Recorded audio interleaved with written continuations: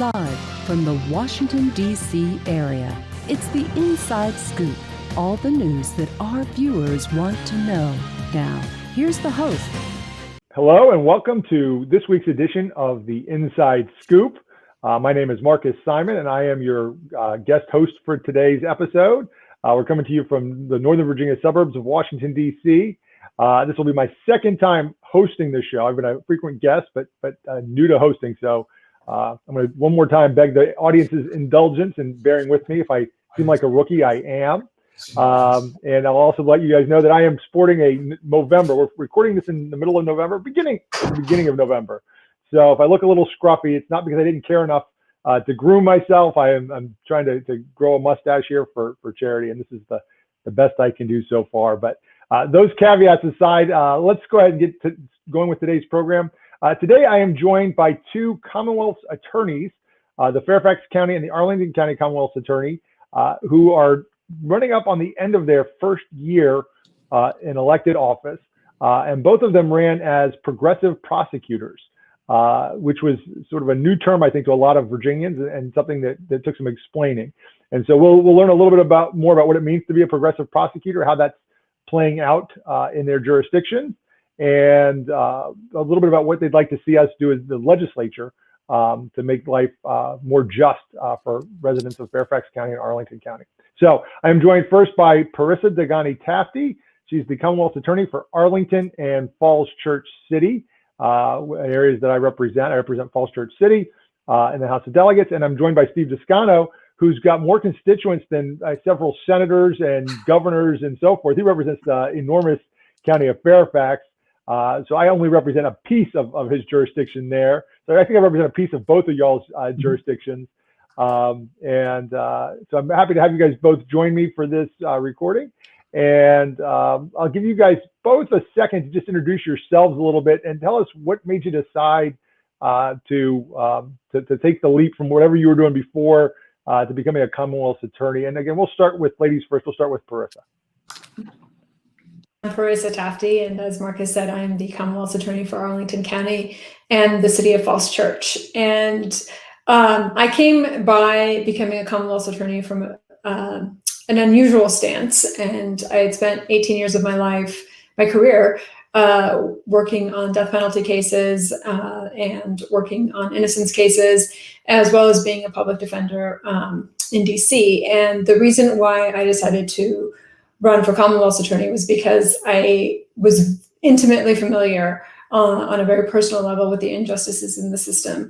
And the national story is the national story, but what people don't realize is that every single jurisdiction is its own criminal legal system. And when I looked at the criminal legal system in Arlington and the City of Falls Church, I realized that it was not one that represented my values, and it wasn't one that represented the values of my friends and neighbors. And so instead of working on cases at the back end and trying to fix problems, I decided to walk upstream, as the parable goes, and start trying to figure out what we could do to have more impact, to stop bad things from happening to begin with, and to really address some of the racial disparities that we have in our system. We look at the back end of the system and we see that there absolutely are, unquestionably, are disparities in the way that Black and brown people are convicted, and the way that they're sentenced, and what they're convicted and sentenced for, as well as the lengths of their convictions and sentences.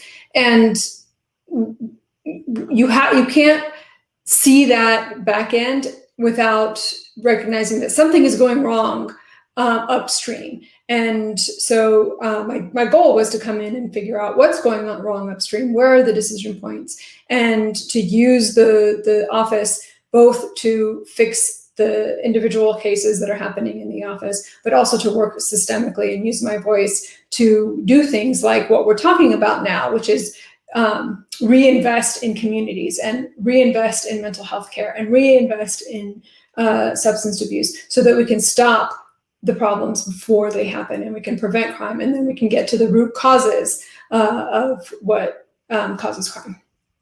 Got it. And so, Steve, tell us a little bit about both of you guys, I would point out too, ran against Democratic incumbents, well, folks at least that had run as Democrats in the past.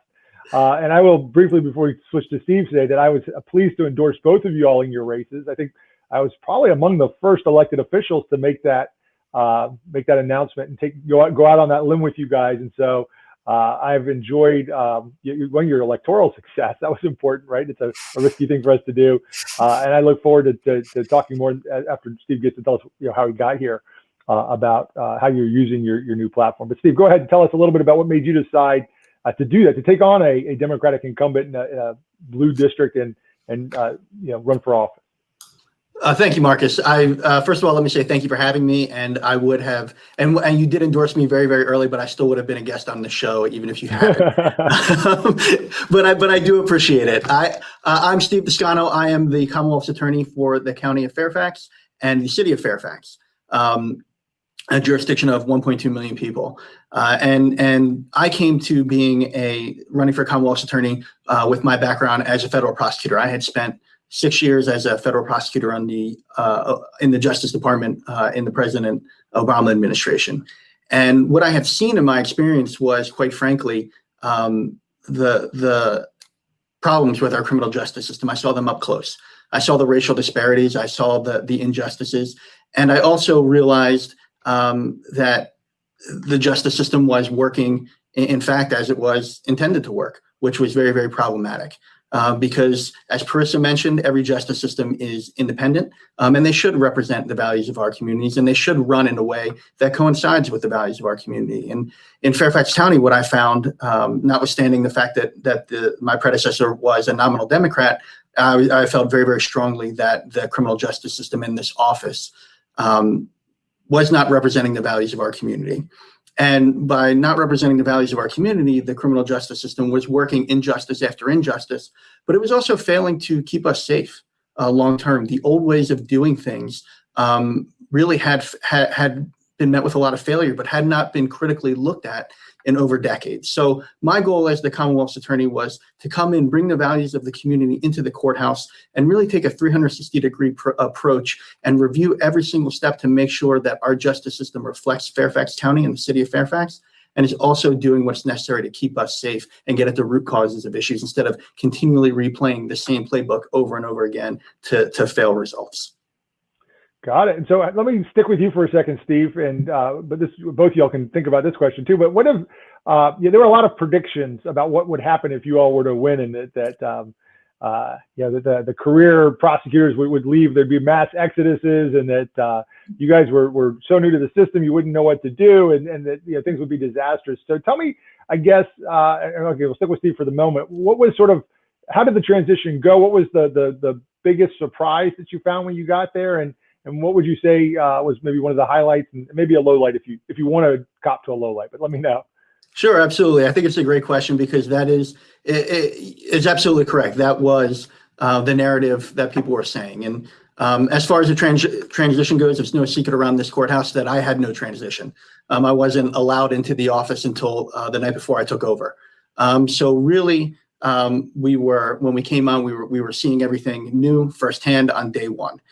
And what I had found is that there were a number of people, not necessarily inside the office, but in the system as a whole, that were very, very wedded to the old ways of doing things. Not because there was any critical thought given to them, or not because there was a track record of success, but simply because that was the way that things had always been done. I will say that over the first 10 months that I've been in office, one of my greatest success, I think, is getting a lot of those people to come along on the journey. Letting them and helping them to understand what the role of a Commonwealth's attorney is, both the elected official as well as those in the courtroom. And that is to bring the values of the community into the courthouse. And through really hard work, I think that we've been able to build an office here that is really reflective of the values of the community, and really starting to take a new look at how things are done, to take a more evidence-based approach to get better outcomes. I will also say the idea that not growing up in this system was a negative is actually quite the positive. Having done it on the federal side for 6 years and seeing the way that it really should be working allowed me to come in with clear eyes and really attack the issues and the places that were lacking. So I will say that every day it gets better and better, and every day we're building a criminal justice system that the people of Fairfax County can be proud of. Gotcha. Parisa, same question. I mean, it's funny. Transitions are something we're hearing a lot about in the news today, and at the federal level, and we were hearing again how difficult that can make it. And so if there's not a real smooth handoff. So tell us a little bit about what your transition was like, and again, what your first few months, highs and lows, and so forth. So I had limited access to the office as well, but I had the advantage of a little bit of extra time because I didn't have an opponent in the primary like Steve did. But what I did was I initially sent out questionnaires to each of the people who worked in the office in order to get a sense of what was working well and what wasn't working well. And it was a lengthy questionnaire that was both sort of in the weeds, practical, but also sort of moral and values-based. And I got a really good sense of the folks who were in the office. And I sat down and had individual coffees with everybody. I brought the community in terms of interviewing folks, and ended up with a really amazing transition team that I'd called from lawyers in the community. And one of the, I would say the high point of all of this has been, and I know that it's going to sound a little bit politic, but it really is the thing that gives me the most joy and is the thing that I'm the most proud of, and that's the team that we've built. And I have to say it because it makes my heart soar when I walk into the office and I see folks in their offices, sort of busy with their work, excited about their work. And we've really made culture change. So from in small ways to large ways. And in the small ways, it's the area that is quite literally outside of my office. It's called the Fishbowl, has turned into a place where people gather spontaneously and social distancing, of course, but gather spontaneously, and we have conversations about cases. So we have formal mechanisms for conversations constantly, but it's also an informal mechanism, and that's a real culture change that has happened. And then, on a day-to-day basis, I think each of us realizes that we really have a huge amount of power to make a difference. And the very first weekend that I was in office, I got a call from a defense attorney saying, my client has been in a mental health care facility getting stabilized for 2 weeks. And now we think there's a warrant and we don't know what to do. Can you help to minimize his jail time? And when I started to dig into it, I realized that he did in fact have a warrant, and that this was a really good case for somebody to not ever go to jail, but to end up spending a significant amount of time in a longer term mental health care. And so I called the defense attorney back and said, listen, I would agree to bed transfer, which means going from the sort of emergency stabilization bed to a longer term mental health care facility. And there was just silence on the phone. And I waited for a moment and there was still silence. And so I started frantically saying, hello, hello, hello, into the phone. And the defense attorney just said, I'm sorry, I've literally never had this conversation with a prosecutor, and let alone a Commonwealth attorney. And I just don't know how to react. I was expecting a fight. I was expecting, to have to overcome a bunch of hurdles. And she said, I practiced over 20 years in Northern Virginia, and I've literally never had this conversation. And that just speaks to both how broken things were, but also, the a really crystallized example of how much good we can do on a day-to-day basis. And so that for me has been just it's a high that I can't get over, and that happens every day. And it just makes this the most amazing job that I've ever had. Yeah, that's a great story, and I will let our audience know. You guys, I think, know this, but I'm not sure if our audience does. But when I was my first job out of law school, I was an Army JAG officer, and I was a prosecutor as well. And it's interesting when you first start as a prosecutor, and I think even in law school, they teach you that your job isn't about getting convictions, right? It's about doing justice and looking for what is the most just outcome in any particular case. And they say that. And then you get to work in an office, right? And then certain offices, there's a culture and things. I think just sort of day to day, it's easy to sort of lose sight of that, and you sort of, again, I think that's frankly part of the reason I was excited to see sort of a reset in these offices from the long-term incumbents. I think after a while, it's just natural that you sort of get dug into your side. It's an adversarial system, right, by design, and so people get used to wanting to win.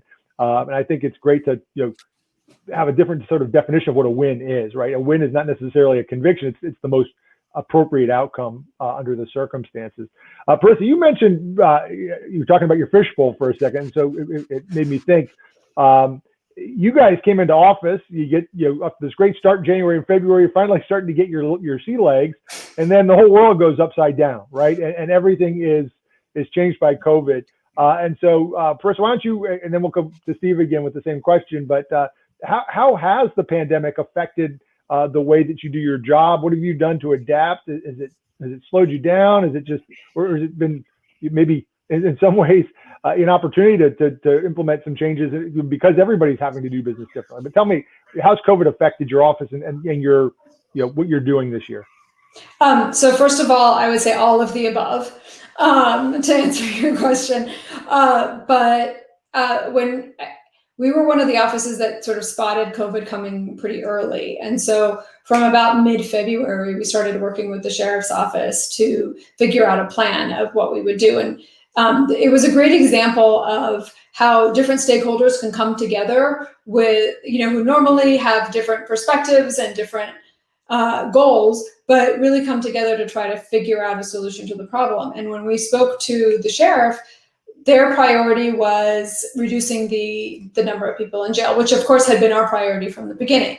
But in the span of about 3 weeks, we reduced the jail population by 30%. And we did that by, every day we would get lists or every few days we would get lists from the sheriff's office, and we would just go down. And even though we weren't asking for cash bail for anybody from day one, the courts were still imposing cash bond. And so we started with those folks, who has a $10,000 bond that they haven't been able to make, who has a $15,000 bond that they haven't been able to make, and calling defense attorneys and saying, look, file for reconsideration. We will agree. Here are some conditions that we can add on to try to get rid of the cash bond. And then we turned to looking at folks who were close to the end of their sentences. So folks who were like 60 to 90 days away from the end. First we started at 60 and then we expanded it out to 90. And, if somebody is safe to be released in 60 days, our rationale was, well, it should be safe for them to be released today, given the public safety situation in terms of the public health. And so, we just were able to work together and clear out the jail. And we did it knowing that, out of the 99% or the 100 people that were going to be released, one person might reoffend. Might reoffend in a somewhat similar fashion, but we tried to be really surgical about it. We tried to make the best decisions that we could. And we were really lucky that we didn't have a situation where somebody committed something more significant. But, we did that knowing that it was the safest thing for the community, not just, the community inside the jail, but also the correctional officers that go in back and forth between their homes and their communities and the jail, but also for the actual Arlington community and the City of Falls Church, because we didn't want a massive breakout and having people circling through the revolving door that is the jail and then going back into communities. I lost a little bit of the thread of the question, but it also was so we did that knowing that there was going to be a risk, and thankfully the risk turned out to not have panned out to be terrible. But there is a risk, and that's the risk that we have with any kind of reform, right? Is that the story that gets published is the one person who did a bad thing, and not the 99 people who went and picked up their kids, who were able to stay home and take care of their families, who applied for jobs, who applied for benefits, who got mental health care, who got drug treatment, were connected with services. Like, those are not the stories that, dad picks up kid is not a very exciting story. So that never ends up in any of the media. So what does end up in the media is the sort of things that go sideways, and only the things that go sideways, which is why we can't sort of drive policy by what the news cycle is. But bad. Exactly. And the flip side of COVID was that we also had a chance to, in addition to evaluating the things that, to how we could further our policies in terms of releasing people who were safe to release, we also got a chance to reset the entire structure of the office. And we went from, what was mostly horizontal prosecution, which meant that there was going to be a different prosecutor in court every single time a case showed up. And if it got continued, it would be a different prosecutor the next time. And what that meant as a practical matter was that victims, police officers, witnesses, all had to speak to a different prosecutor, every time there was a case. If it got continued, like one prosecutor would prepare, and then they'd go and it would get continued, and then another prosecutor would have to do it all over again. And so it was really frustrating for victims, and it was really frustrating for police officers. So what we did was, now we switched completely to a vertical method. So now we have practice groups and people who specialize in certain kinds of crime. So they get an area of specialization. And we also have sort of one case, one prosecutor policy. So within a couple of days of a case coming into arraignment, it gets assigned, and it is with that prosecutor for the duration of the case, unless there's something that goes on, like somebody has a baby or something like that. But the point is that it saves a lot of time on our end, but it also, and it's an efficient use of resources, but it also makes victims feel better because the prosecutor that's handling the case knows what's going on. And it makes the police officers feel better because they have an input and a say from the beginning, and they don't have to keep following up to make sure that their voice is heard. So it really has strengthened our communication with our victims and witnesses and officers. That's great. So Steve, how about you guys? Those are the silver linings. Steve, how about you guys? How's COVID affected what you've been able to do?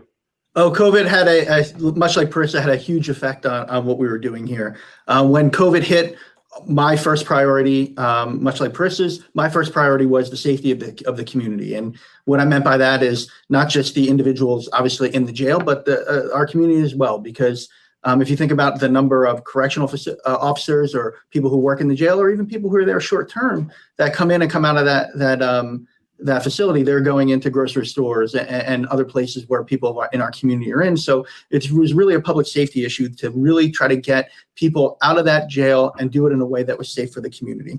I will tell you that in the aftermath of COVID, I personally reviewed the case of every single individual in Fairfax County Jail, and we were and made recommendations for release, whether that was somebody nearing the end of their sentence or release pretrial because they had a bond that they could not pay. Now, we don't ask for cash bail, we never have, but judges and magistrates may have put that on them. We were unsuccessful at the time of getting it off until COVID hit. So my individual review of every single case in the jail led us to reduce the number of people in the Fairfax County Adult Detention Center by a little over 40% in about 4 or 5 weeks. The other thing that we were able to do is that was a great opportunity for us to implement a more fulsome bond policy. Of course, we had never asked for cash bail, but in our more fulsome bond policy, we have very strong presumptions for a large number of nonviolent offenses. That the presumption is that these individuals will be released pre-trial. And that has been a policy that we've been following and continue to follow, and it has helped to keep our numbers low to make sure that the only people who are held in jail pre-trial are those that are dangerous to the community. That COVID actually worked as a great opportunity because, as I mentioned, I had no transition. So on January 1, my team and I, we had to hit the ground running, but with the slowdown in COVID, it actually gave us an opportunity to really reflect and dig into the processes of this office. And what we found were a number of things that we're working on addressing. So we were really able to understand how the staffing around in our office is not what it needs to be for us to do our job. We were able to take a look at the structure of our office and completely restructure our office so that it's better for victims, better for the administration of justice, and there's more oversight from leadership so that we can increase the fidelity with which people in the office follow our policies. And then as it comes to policies, there was a great opportunity for us to start to really, again, dig in to what was needed in our criminal justice system and start to work and do the hard work of building policies to address that. And we continue to do that work, and we're actively rolling out policies even as we speak. Got it. Well, so it's interesting. I'm a real estate attorney. I'm a dirt lawyer, right? So nothing like what you guys do. But I think that I found, and I think you're seeing this in a lot of businesses and office settings all over the place, that COVID has actually forced people to take a risk, right? You guys talk about risks and things, but the idea, frankly, of telework, right? I mean, there's a risk to somebody in my line of work that if I let people work from home, that they won't, right? That, hey, you guys can work from home. Am I going to lose productivity? When we do real estate closings, there's a risk about security. Hey, is this a safe way for people to exchange their financial and personal information? And the fact is, we kind of had to, right? So COVID forced all of us to take that little bit of extra risk, and let's try doing something different. And I think in many cases, your person called it a silver lining, and I would agree with that. The silver lining is that it was proof of concept, and particularly for something like cash bail and incarceration and so forth, right?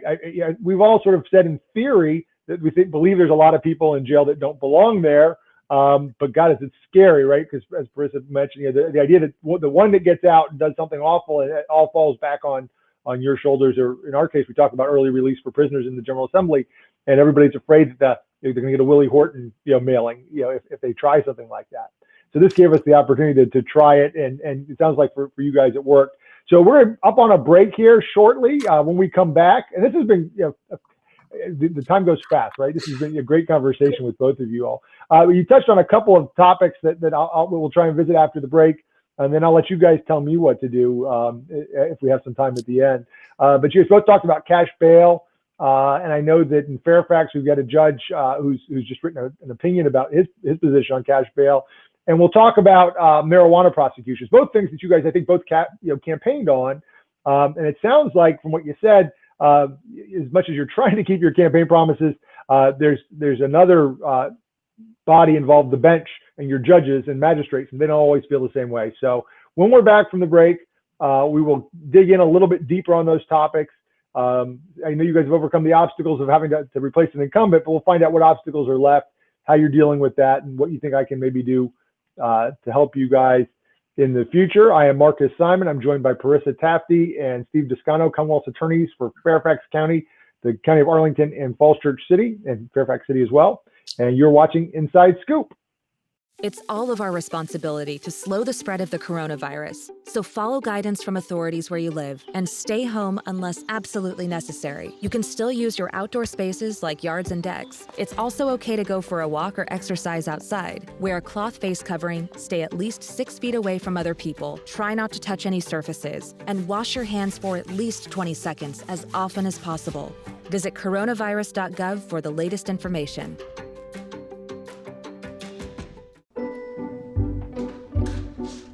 For?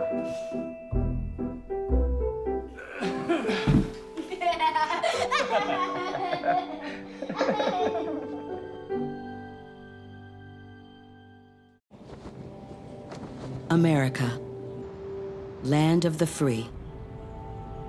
It's at the core of who we are. Freedom. The freedom to live without fear.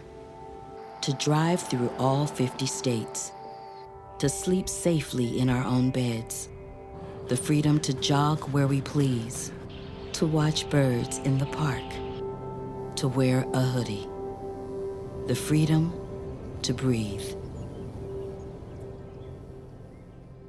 Before we celebrate the freedom most Americans have, we must fight for the freedom all Americans deserve. Because no matter your religion, gender, disability, age, race, all lives can't matter until Black lives matter.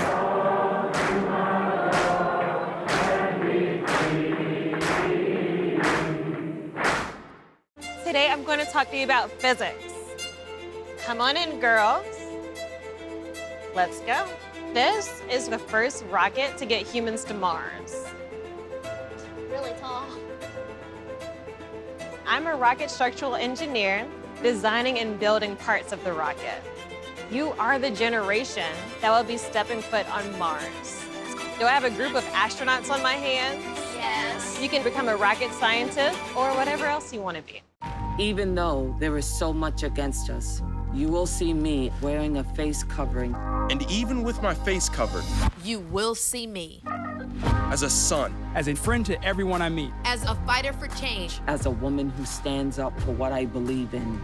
So join me in wearing a face covering to help stop the spread of the coronavirus. Because this is one small act of kindness that has the power to bring us all together.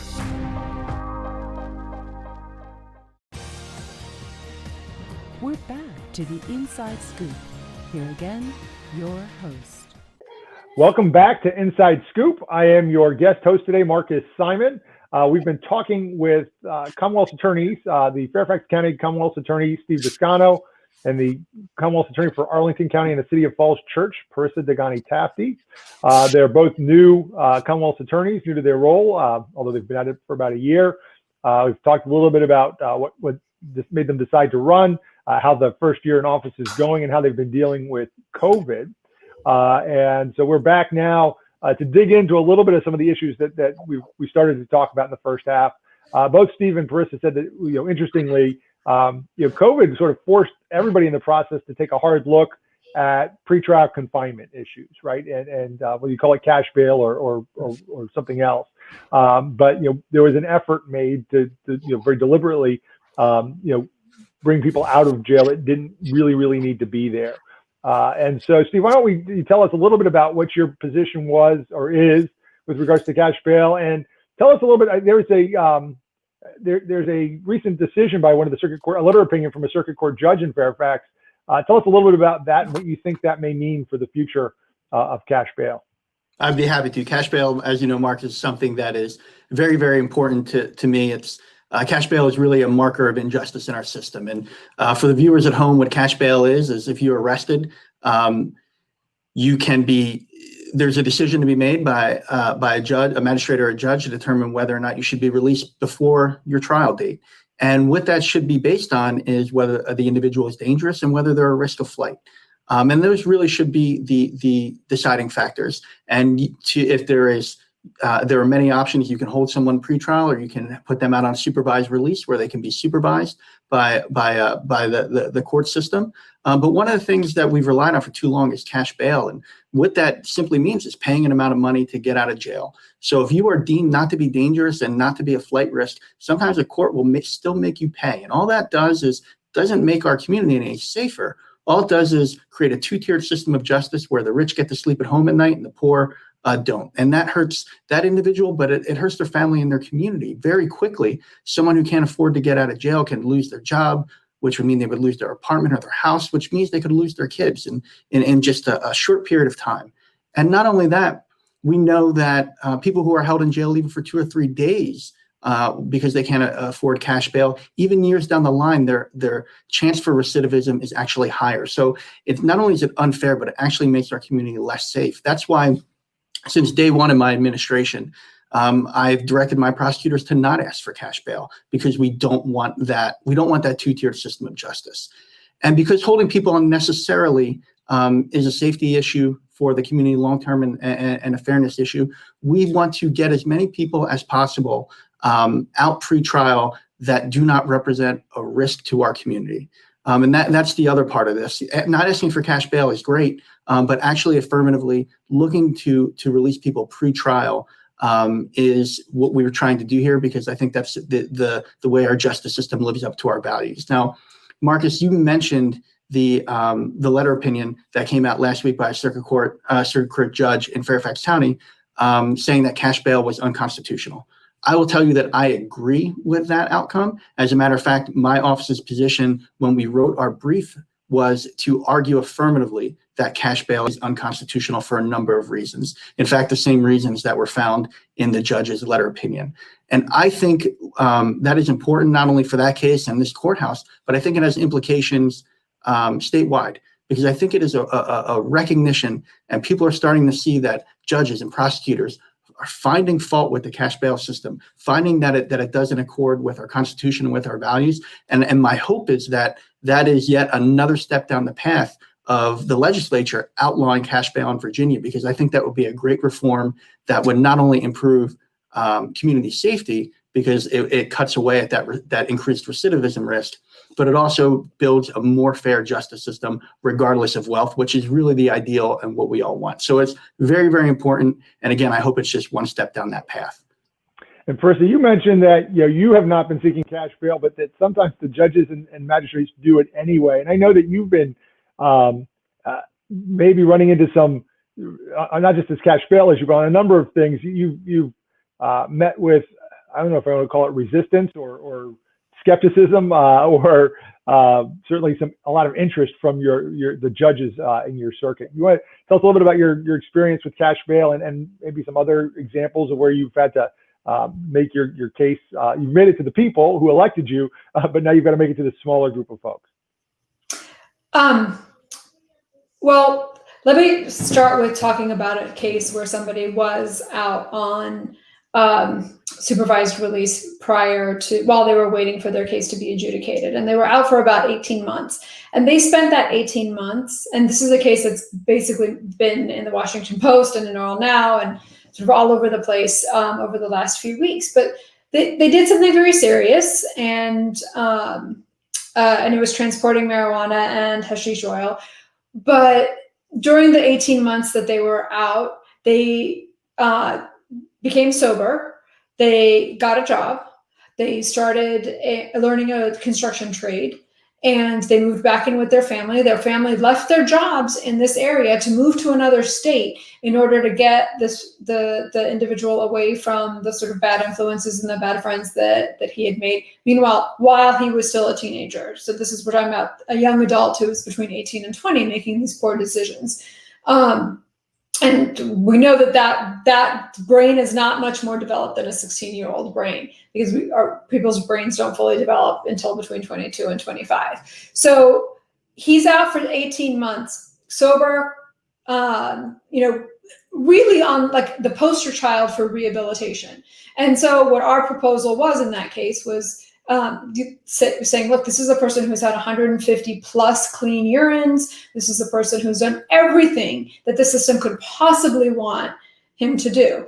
And so what we said was, look, we'll take these felonies that you've committed, and we will, after 2 years of doing the same kind of work that you've been doing, if you're successful, then we will reduce them to misdemeanors and ask for a suspended fine as a sentence. Now, what that does is it prevents a young person from getting a felony. It keeps a person out so that they can continue their rehabilitation, and also doesn't cost the state money for incarceration.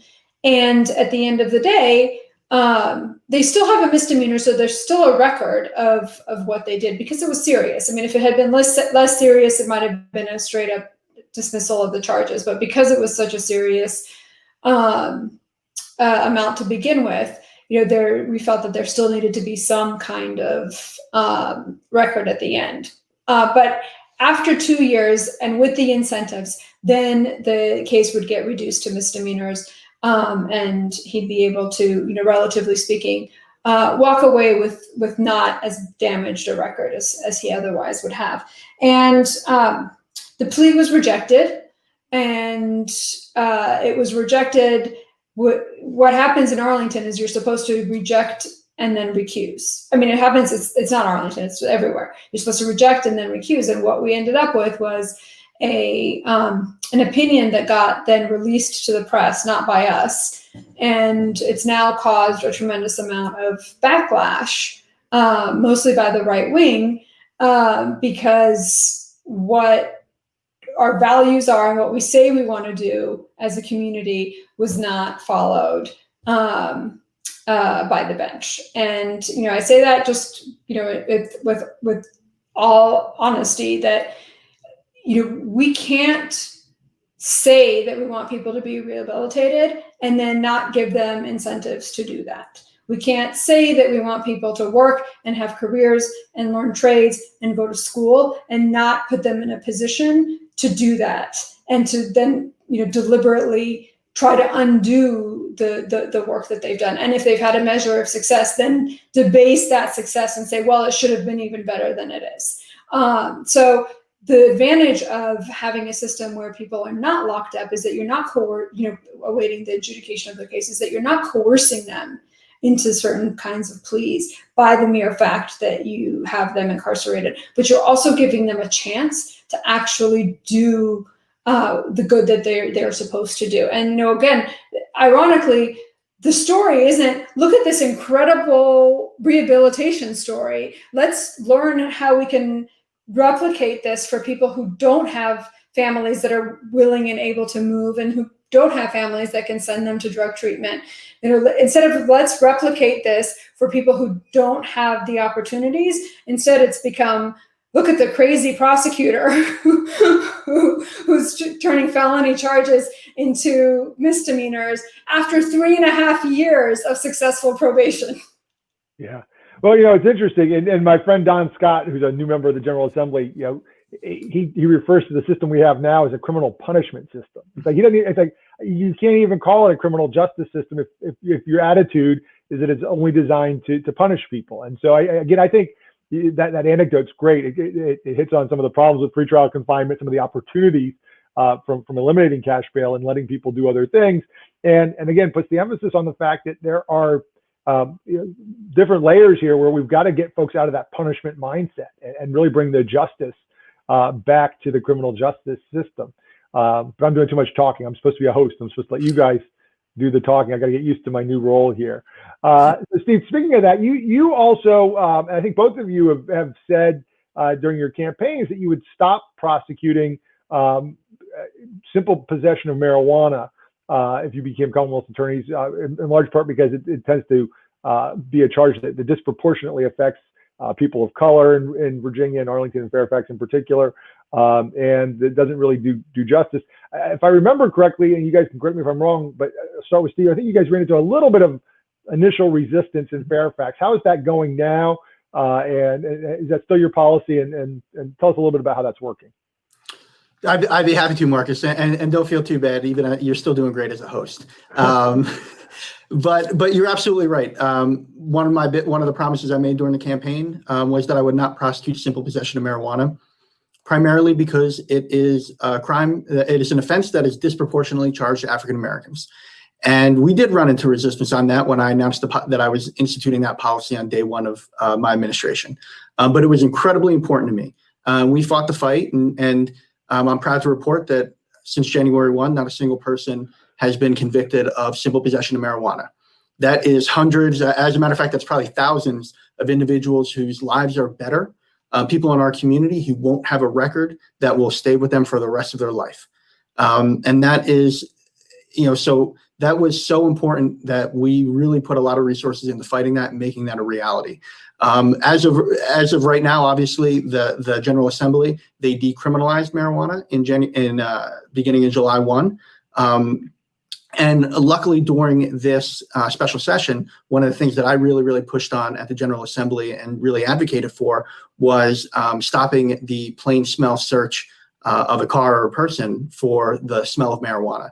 Because even though it was decriminalized, that plain smell search of an individual or a car really still had a very similar effect in terms of harassing predominantly African-American people and getting them enmeshed in the criminal justice system. Luckily, that was able to pass. And I'm hoping, again, another step down that path of full legalization of marijuana. I think that would be great for our communities. It would get that completely out of the criminal justice system as a whole. And it would, quite frankly, be a boon to the community and the state in terms of regulating it and getting the tax value from it. And, of course, having that fairness impact. So we've done a lot of work on marijuana here, and we continue to do it. Again, I'm hoping that in this next session coming up, I'll have the opportunity to work with legislators such as yourself and continue to advocate, hopefully, for full legalization of marijuana in the coming year. Yeah, I think that's something that I think the General Assembly may be ready to tackle that. It's another one of these. We decriminalized it, as you mentioned, as of July 1st, and the sky hasn't fallen yet. Parisa, you have got a case that's been in the news about marijuana possession again, and you've gotten, again, some publicity around, I guess you and the public defender, which is a little bit of an unusual marriage here, right? But it's odd to see you all on the same side of something. But I think, explain to us a little bit about what's happening here. But you and the public defender in Arlington have both either filed a suit or asked for the same motion, or you're on the same side of a lawsuit against one of the judges on your bench. Tell us, if you can, I know it's an active pending litigation piece, but tell us what you can about what's happening there and why you guys took that extraordinary step. So it's actually two different lawsuits, and they're separate from each other. And mine is a writ of prohibition. And I guess, you asked about lowlights, and this would be the lowlight in many ways, is that, and again, I'm going to say this because this is the respondent for the writ of prohibition in our case, is in the prosecutor's case, is the entire circuit court. And, I'll just talk about that for a moment. It was one of the lowest points, and it came with an email that I received on March 6th, and it came at 5:02 p.m. on a Friday, and it was an order from the circuit court. And there are three reasons why that was one of the lowest points of the last year. And the first is that it had a huge effect on my office. And it affected every single case we wanted to dismiss. It affected every single case we wanted to ask for reduction in charges. And it affected every single case where we are asking for not a harsher sentence, but a less harsh sentence. And so being as harsh as possible and above board is fine, but we have to give our reasons for wanting to be merciful. And so this has a huge effect on my office because it's written pleadings, and it's, we're required to put in all of the factual and legal bases, not the relevant factual and legal bases, but all of them. And I hadn't been consulted, even though I had for months been having meetings with other stakeholders, including trying to have meetings with the various courts in order to make sure that there was open lines of communications. And I didn't even receive it until it came out in a mass email to the entire Arlington County Bar Association. So that's the first reason. The second reason is that the order, like I said, changed the practice that existed in Arlington from time immemorial. And I know that because I went back and looked at every single null pros case that was available to me, and I couldn't find a single instance where the court had demanded that the Commonwealth explain its reasons. So, Parisa, what's a null pros? Oh, I'm sorry. It's a motion to null a prosequia case. It means basically it's basically dismissing without prejudice, so that the case could come back or it could not come back. Anyway, there was, it was, and then it was like I realized over time that no matter what my efforts were with the stakeholders to have these open communications, that this was just going to be a fight that I had to engage in order to preserve the function of the executive. And, the judicial branch is the judicial branch, but the prosecutor is the executive branch. And so it's a separate and co-equal branch of government. And so this order that I didn't get consulted on basically says what I have to say in my litigation. And can you imagine like a civil case where the judges are telling the parties what they have to say and how they have to litigate their case? It's even more absurd when you look at it when it's a co-equal branch of government, and it's the judiciary telling the executive how to function. And I argued in an op-ed that came out in the Washington Post that it was unprecedented. I didn't find anything in Arlington even remotely like that. Even in individual cases, there's no order or any court rule, anything remotely like that in the Commonwealth of Virginia. And I also argued that it's impractical because it requires us to say a bunch of things that are unwise and put in filings that have taken an extraordinary amount of time. I mean, it's not a little bit of time, it's a lot of time and resources that have gone into this. And that's particularly at a time where we're being asked to propose cuts to our own budget.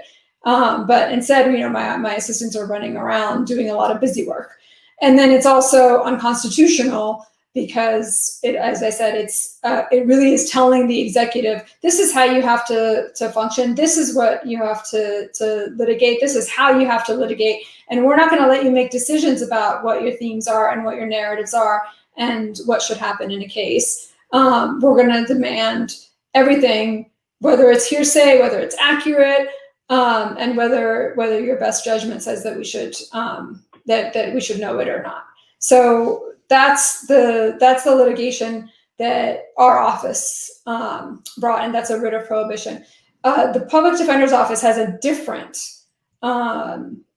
litigation, and I don't presume to speak for them, but Sure. theirs is against a particular judge, and theirs is about particular actions that the judge has and hasn't done that really affect defendants' due process rights. Gotcha. We'll have to have Brad on for another show at some point. We can let him talk about that. Mm-hmm. Steve, speaking about budgets and resources, you were in the news not that long ago for basically going to the Board of Supervisors and sort of laying it out for them what the resources you needed were, and what was, if you didn't get them, essentially what would have to stop happening. So tell us a little bit about that piece of things and what you need and how it's changed the way you've had to do some business in Fairfax. Well, thank you for asking that question, Marcus. When we had that COVID slowdown that we spoke about earlier, and we had the opportunity to really take a look at our staffing, what we found was very, very problematic. As you know, it is the job of a prosecutor to independently review evidence that is brought in by a police department and make independent determinations of that evidence in terms of how a case should be disposed of. And that takes time, and that takes the ability to actually review evidence. And what we found when we looked at the numbers was that pre-January 1, prosecutors in this office were not reviewing all the evidence. They weren't reviewing much of the evidence. As a matter of fact, in many cases, prosecutors were not even getting assigned cases until an hour or two before the case was set to go on a misdemeanor or a traffic docket. And that's unacceptable. And we really, I wasn't going to allow our office to just be window dressing. I was elected to build a just system, one that had its prosecutors bringing the values of the community into the courthouse, and that does require independent review of the evidence. And that problem had always been a problem, but it's been exasperated by the proliferation of video, from in-cruiser video and well as body-worn camera. Now, let me say, I am a huge proponent of both of those things. That video is incredibly important, and in many cases, it would be the most important piece of evidence that you had. But it does no good if there is not someone there to review it. And in terms of the amount of evidence that we are going to have just from video, on a yearly basis, we're going to get 90,000 hours of body-worn camera footage and an additional 55 to 60,000 hours of in-cruiser video. And our office has 32 prosecutors. That simply is not enough time to review that evidence, let alone make decisions about it. So I went to the board and explained that this system had been sick for years, and this Commonwealth Attorney's office had not been doing the job it's been telling the other stakeholders that it had been done, and it stops now. And I'm very, very hopeful that the board and myself were working on this very, very hard. I'm very, very hopeful that we get the resources from the board that we need to build the justice system that the community wants.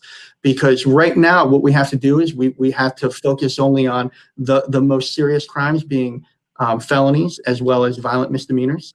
And really what I would like to do is have the staffing to do every single case that comes through this courthouse. But to do it and to give the right service to the community, to give the right level of service to victims, to actually do the job and meet our ethical obligations is going to take more bodies. And I'm happy to say that I believe that the county, they understand that now. It just had never been explained to them before. They understand it now. We're working together to get those resources that we need. And I'm very hopeful that in the coming months that we will start towards that path of getting those resources and being able to do the job in more cases. So, both of you guys have talked about some of your own initiatives to do, what I think a lot of us would describe as criminal justice reform and the things you could do as prosecutors. We just met in special session in the General Assembly to discuss that. And Steve, you mentioned one of the things that you liked that we did, which was to get rid of that marijuana smell test, right? Not the smell test, but the search on the basis of the smell of the odor of marijuana, which is often, I think a lot of people believe, a pretext to just search a car you wanted to search. And again, with the decriminalization, you would think that would have gone away, but it didn't automatically go away. It's still a civil offense. It's still illegal, right? It's not legalized. So Parisa, tell us, I'll put you on the spot here for a second, but what did you like? Give me one thing you liked that we did, and maybe a couple things that you think we should do when we go back in January. And then Steve, I'll come back to you for the same question. I mean, I presume you guys have been following what we've been doing, maybe not. Not only following, but advocating. Yeah, absolutely. So I loved the dismissal bill that really, it just defined, I mean, we really reaffirmed the discretion of the prosecutor to decide what cases to dismiss and under what circumstances. But I also really liked the deferred disposition bill, because I think that it made clear to the courts that they can have what, like the case that I was telling you about, an opportunity for people to rehabilitate and to engage in services before a conviction is entered. And that's really important for the thing that is the most important to me of all the things that I promised and that's to bring restorative justice to Arlington and the City of Falls Church. And I've been involved in Restorative Arlington to try to set up the strategic plan, and we're moving into the implementation phase so that we can bring a sense of healing for victims, because restorative justice is all about harmed parties and figuring out ways to heal them, but also about giving people who've done harm an opportunity to transform themselves into somebody who won't do that again. And you see massive differences in recidivism rates between people who get no diversion, some diversion, and people who get restorative justice. And the restorative justice just shrinks like 40, 45, 50%. The recidivism rate as compared to people who have, just get traditional retributive justice. And so I would love to see resources coming in the future to allocated for programs like restorative justice. I would love to see investment in mental health care so that, we just have more beds. And I'd love to see more residential drug treatment programs. Gotcha. So we're almost out of time. Steve, let's go to you for something we can do that you'd like to see us. You told us what you like. So quickly tell us something you'd like to see come out of the General Assembly, or a big change that would make your life easier. I think getting rid of mandatory minimums. It's something that we understand is unfair, but it has to get done at the legislative level. So I think that's the most important thing on deck. Hey, perfect. Thank you for making that quick, because we are about out of time. This has been great. The hour has just flown by. We probably could have gone on for another hour, but I've been joined today by the Commonwealth's attorneys for the County of Arlington and the City of Falls Church. That's Parisa Dehghani-Tafti, and the Commonwealth's attorney for the County and City of Fairfax, Steve Descano.